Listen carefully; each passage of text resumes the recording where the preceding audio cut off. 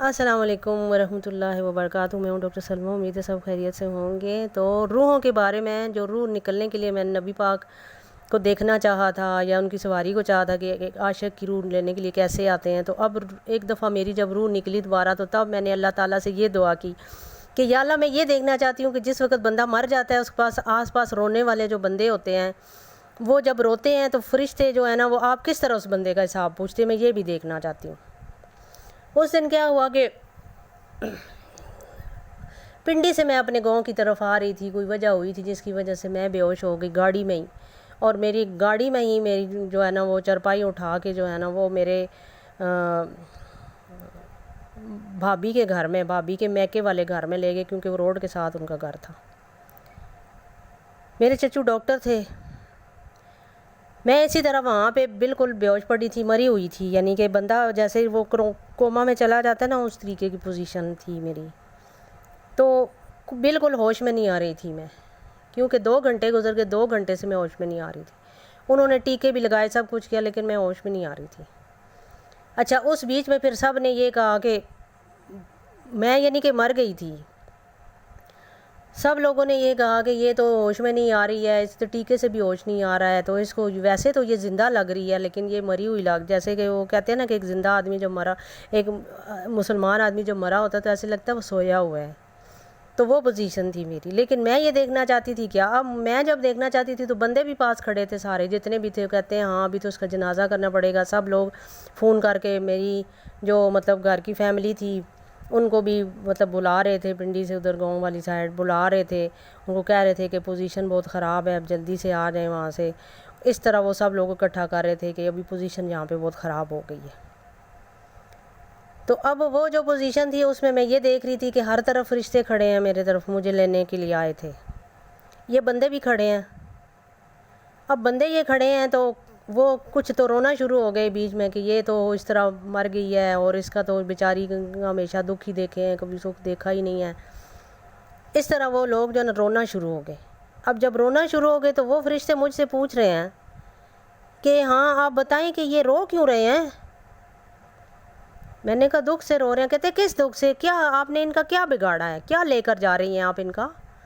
کیا آپ نے ان سے چھینا ہے؟ کیا ظلم کیا ہے آپ نے ان پر؟ یہ سوالات تھے ان فرشتوں کے، ادھر ہی چرپائی کے اوپر ہی۔ کیا آپ نے ان سے چھینا ہے؟ کیا ناانصافی کی ہے؟ کسی کا مال کھایا ہے؟ کسی کا پاس رکھا ہوا ہے؟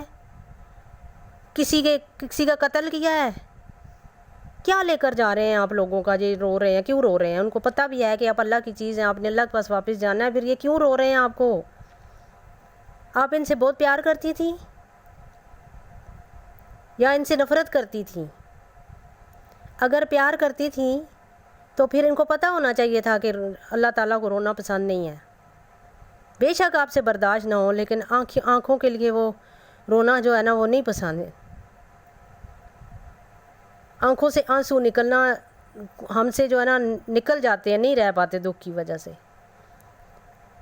لیکن اللہ کو نہیں پسند، کیونکہ اللہ کی چیز ہے، اس نے واپس لے کر جانا ہے۔ مجھ سے وہ سوال کریں۔ اب دیکھیں وہاں پہ مری ہوئی ہوں میں نے کہا نہیں، میں نے تو کسی کے ساتھ ناانصافی نہیں کی، کسی کا مال نہیں کھایا، کسی پر ظلم نہیں کیا، میں نے کسی کا حق نہیں میں نے جو ہے نا ایسا کہ اسے نہ دیا ہو، کوئی مال ایسا نہیں ہے میرے پاس اس ٹائم موجود کہ میں وہ کسی کا مال ہو اور جو ہے نا وہ میں نے لیا ہو کہ لوگ مجھے رو رہے ہیں۔ یعنی کہ اس وقت ہی سوال کر رہے تھے اور میں بری و ذمہ تھی، لیکن اب لوگ بھی مجھے نظر آ رہے ہیں اور فرشتے بھی مجھے نظر آ رہے ہیں، دونوں چیزیں مجھے نظر آ رہی ہیں۔ دونوں چیزیں مجھے جب نظر آ رہی ہیں تو ظاہری بات ہے کہ پھر ساری مخلوقات ہی ایک جگہ پہ جمع ہے نا، تو وہیں پہ پوچھنا شروع کر دیتے ہیں انسان سے۔ تو پھر آپ دیکھ لیں کہ یہاں پہ اگر کسی نے ناانصافی اپنی بیوی کے ساتھ کی ہو، اپنی بیٹی کے ساتھ کی ہو، اپنی بہن کے ساتھ کی ہو، اپنے رشتہ داروں کے ساتھ کی ہو، کسی کا مال کھایا ہو، کسی کے ساتھ ناانصافی کی ہو، کچھ بھی کیا ہو، تو وہیں پہ سوال شروع ہو جاتے ہیں۔ اور جب وہیں پہ شروع ہو جاتے ہیں تو اس کے بعد کیا ہوتا ہے؟ یہ بھی پتہ ہے کیا ہوتا ہے؟ اس کے بعد وہیں سے اس کے دل کی دھڑکنیں اتنی تیز کر دی جاتی ہیں کہ بس اس بندے کو اندر سے دھڑکنے تیز کر دیتی ہیں، ان کی جو وینس ہوتی ہیں نا، اندر وینس جو ہوتی ہیں، ان وینس کو ایسے دبایا جاتا ہے نا، ایسے ان کی رسی کو کھینچا جاتا ہے کہ وہ اس کو اندر سے اس کی چیخیں نکلتی ہیں، لیکن لوگوں کو سنائی نہیں دیتی۔ کسی کی زمین اگر اس نے ہڑپ کی ہو یا نہ حق نہیں کسی کا دیا ہو، تو وہ زمین بھی اس کی پسلیوں کے اندر، اب قبر جائے گا نا، اس کی پسلیاں دونوں ایسے زمین میں لائے گی، پھر اس کو گھٹے گی، پھر کھلا چھوڑے گی، پھر گھٹے گی، پھر کھلا چھوڑے گی، اگر کسی کی زمین اس نے قبض کی ہوئی ہے۔ اور اگر خودکشی سے مرا ہے تو وہ پھندا اسی کے بار بار اس کے گلے میں ڈال کے پھر چھوڑا جائے گا، پھر بار بار ڈالا جائے گا۔ اس کو ایک دفعہ اس کو آگ سے جلایا جائے گا، اور پھر اس کی جلد کو صحیح کر دیا جائے گا، پھر اس کو آگ سے جلایا جائے گا۔ اسی طرح وہ مرتا ہے۔ مرنے کے بعد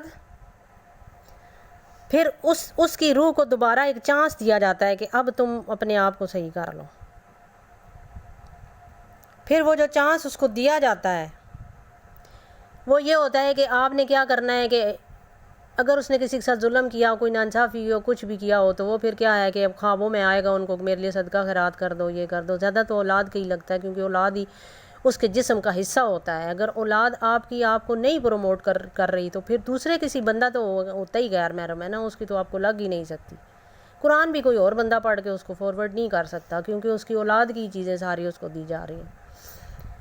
اب کیا ہو رہا ہے کہ میری روحوں کے ساتھ ملاقات تھی، کچھ لوگ تھے جو زندگی میں میرے ساتھ بیعت ہو گئی تھی، کچھ عورتیں، لیکن وہ عورت میرے ساتھ ابھی بیعت نہیں تھی، کیونکہ اس وقت تک مجھے بیعت کا حکم نہیں تھا کہ آپ عورتوں کو بیعت کریں اپنے ساتھ، اپنے ہاتھ پہ۔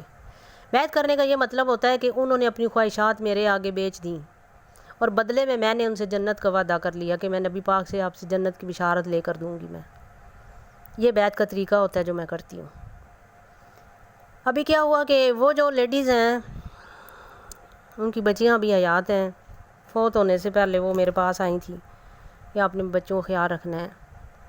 وہ فوت ہو گئیں، اور فوت جب ہونے کے بعد پھر کیا آئیں وہ روحیں میرے پاس، اور انہوں نے کہا ہے کہ ہم نے آپ کے ہاتھ پر بیعت ہونا ہے، ہمیں موقع دیا گیا ہے، آپ ہمیں بیعت کریں، ہم جو آپ کہیں گے وہی کریں گے ہم، لیکن ہمیں جو موقع دیا گیا ہے آپ اپنے ہاتھ پر، روحیں بھی بیعت ہوتی ہیں نا، کہ آپ بیعت ہمیں اپنے ہاتھ پر کریں اور خدا سے ہمیں جو ہے نا جنت کی بشارت دلوا دیں۔